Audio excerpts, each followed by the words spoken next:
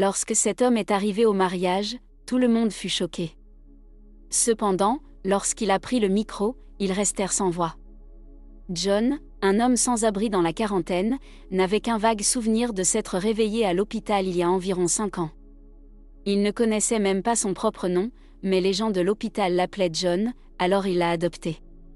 On lui a dit qu'il avait été retrouvé à peine en vie sur le bord de la route. Il semblait qu'il avait été éjecté d'une voiture qui a fini par s'écraser et brûler au pied d'une falaise, et que tous les autres passagers étaient morts, à l'exception de lui. Les autres passagers étaient tous des hommes. Et personne ne pouvait expliquer leur lien. Les médecins savaient que l'accident avait provoqué une amnésie, mais ils pensaient que ce serait temporaire et qu'il retrouverait ses souvenirs avec le temps. Il n'a pas pu retrouver sa famille car il n'avait aucun papier d'identité sur lui. Lorsqu'il fut suffisamment rétabli pour être libéré, ils le laissèrent partir en espérant qu'il rentrerait chez lui. Cependant, John ne savait pas où était sa maison. Le premier jour de sa libération, il est resté assis à la gare routière pendant des heures, sans savoir où aller. Lorsque le dernier bus est arrivé, il est monté et est descendu au dernier arrêt. C'est là qu'il a rencontré Ray, qui a découvert sa situation et l'a pris en charge. Ray lui a demandé s'il avait besoin d'un endroit où dormir, et lorsque John a répondu par l'affirmative, il l'a emmené dans un centre pour sans-abri, non loin de la gare routière.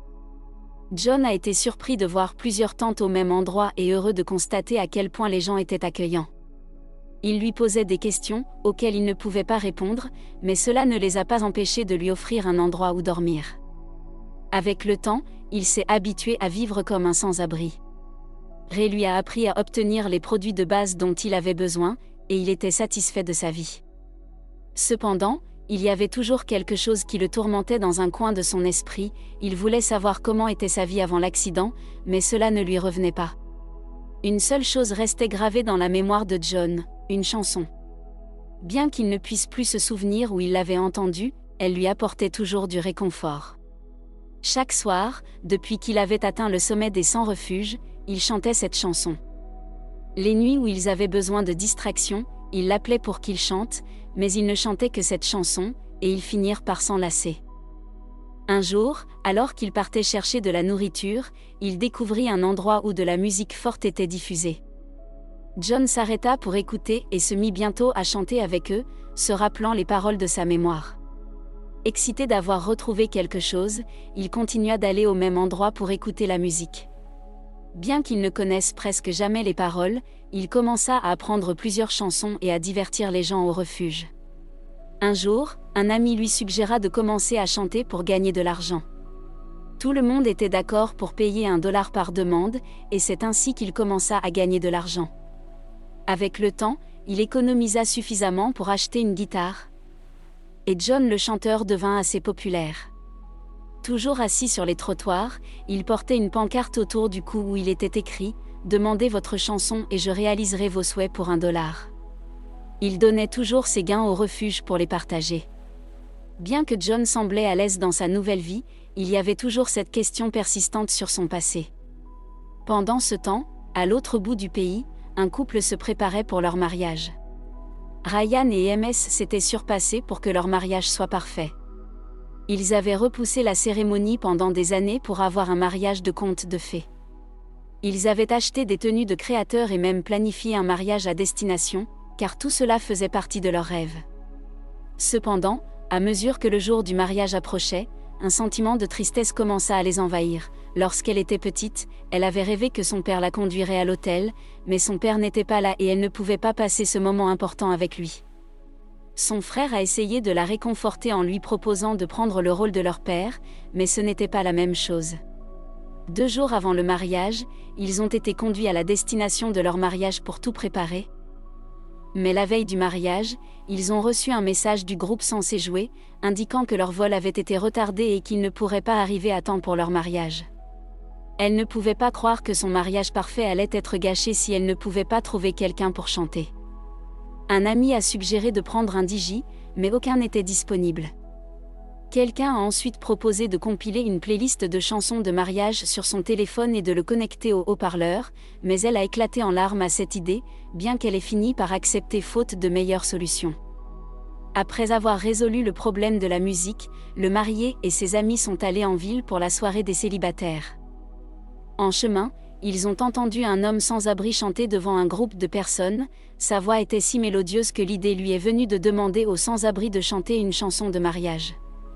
Après lui avoir donné $1, sa voix a résonné. Le marié a alors demandé à John s'il voulait chanter au vrai mariage le lendemain, et le sans-abri a accepté. Le lendemain, les garçons d'honneur sont allés chercher John, le sans-abri, à son endroit habituel. Il avait essayé de s'habiller élégamment, mais ses vêtements étaient vieux et sales. Les garçons d'honneur savaient qu'il n'aurait rien de joli à porter, alors ils lui ont trouvé une tenue. Sa barbe n'était pas entretenue et ses cheveux donnaient toujours une allure un peu négligée, mais il avait meilleure apparence. On lui a demandé de monter sur scène pour chanter lorsque le moment viendrait pour les jeunes mariés de danser. Avant la réception de mariage, le marié avait prévenu sa femme qu'il avait une surprise pour elle, mais elle ne pouvait pas deviner de quoi il s'agissait. Lorsque vint le moment de leur première danse, elle aperçut un homme avec une guitare montée sur scène. La mariée était certaine de son apparence, bien que certains invités doutaient d'elle. Ils étaient un peu choqués et se demandaient qui était cet homme. Cependant, avant qu'il ne s'énerve à nouveau, l'homme ouvrit la bouche et commença à chanter. Sa voix était incroyable, ce qui surprit et rendit heureuse la mariée. Ryan était également content, mais il n'arrêtait pas de demander comment Ryan l'avait trouvé, sans obtenir de réponse. L'homme se contenta de dire « Ne t'inquiète pas, mon amour, profitons de notre fête de mariage. » Après que John ait chanté la première chanson, d'autres demandèrent la première chanson qui lui vint à l'esprit, une chanson dont il se souvenait de son passé. La seule chanson qu'il avait originellement chantée à l'abri. Lorsqu'il prit le micro et commença à chanter, la mariée s'arrêta brusquement de danser. Elle regarda l'homme et dit « Papa ». Elle l'avait demandé parce que son père avait composé cette chanson pour elle et ils l'avaient tous les deux chantée souvent quand elle était plus jeune. Tout le monde dans la salle de mariage était confus, mais elle s'approcha et une lueur de reconnaissance apparut dans ses yeux. Elle se précipita pour le prendre dans ses bras et pleurait. Sa mère et son frère montèrent également sur scène pour confirmer ce qu'elle avait dit. Lorsqu'il découvrit que c'était vrai, il le ressentit également dans leurs bras. John était confus, mais en les embrassant, il commença à voir des images de leur visage dans sa mémoire, en particulier celui de sa femme, Ryan.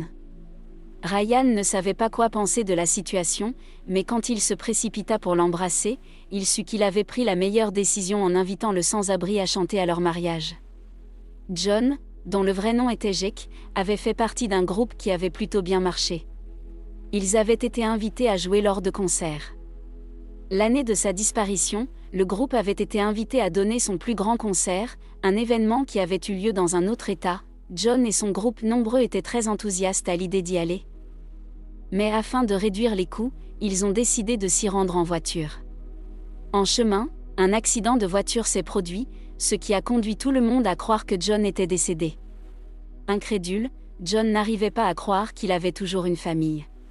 Il lui a fallu du temps pour retrouver tous ses souvenirs, mais au fil du temps passé avec sa famille, les souvenirs lui sont revenus peu à peu. En gardant son nouveau nom, John a également maintenu ses liens avec ses amis du refuge, qu'il visitait souvent pour leur montrer sa reconnaissance en leur offrant des cadeaux et de la nourriture. John a continué à exceller dans ce qu'il faisait de mieux et à promouvoir ses produits lors de divers événements, tout en créant de nouveaux souvenirs avec sa fille et le reste de sa famille. Que pensez-vous de l'histoire de John ? Partagez vos pensées avec moi dans la section des commentaires. Merci d'avoir regardé la vidéo. Si vous l'avez aimée, n'hésitez pas à vous abonner, à aimer et à activer la cloche de notification pour recevoir nos nouvelles vidéos.